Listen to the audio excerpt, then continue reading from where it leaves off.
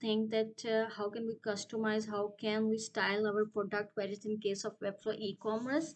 Here we have two option sets for the product. One is related to the color and other is related to the size. And in this case, our client, what our client needs, our client required that the color variant must be in the smaller size and with no text, while the size variant must be in greater size as compared to that of color variant and with the text inside it.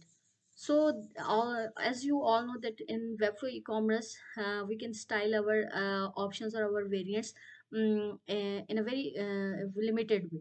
So how can we achieve this concept? Let's see the example, and the concept we are using in this example will be the nth child concepts. So let's go to the Webflow and see. Here we have the option and then the list. And in this list, we have two option sets.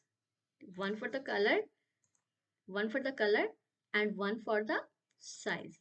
Now, in our case, we just need this color in smaller size, this button in smaller size, and this button greater size. These buttons with no text, this and these buttons with the text. So let's design. So here are the options, and if you go to the style panel, then we have the options of the first item, the last item. So the basically we are what we are going to do. We are going to do that we just capture its parent element, we style the parent, and we force this button or this child to adopt all the properties or to inherit all the properties of its parent. So option is the parent and it's the first item. First item means that what I styled here will only be implemented to the first one, and second will be remain uninteracted. So let's style. For example, I need here the required size. So I need the size of height of 1.25 frame. Let's see, I will give this height to the parent element. Okay, and the child element, that is our color variant, adopt or inherit the height of its parent. So this is the height, sorry, its percentage. And now the second thing, the second thing that our client was that the client wants no text inside this. So you are going to give the text size 0 rem. See, this styling is only implemented on our first option set. Okay, clear?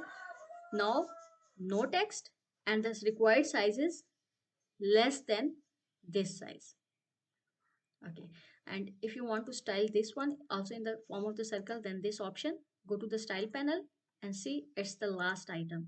Last item, again set the height which you want to set. For example, in my case 14 rem, and I want in this case height of 2 rem. So I set 14 rem for the width and 2 rem. 14 rem is distributed among all these product variants. And I controlled this position by flex of product variant wrapper. See, it's horizontal and it's all stretch here. So let's see. These are the color variant buttons with the smaller size because they are adopting the style of their parent option first element, and they are all in the larger size, that is 2 rem, and they are adopting the size of their parent, that is option last element. Let's go publish it and see the results. So here are the results.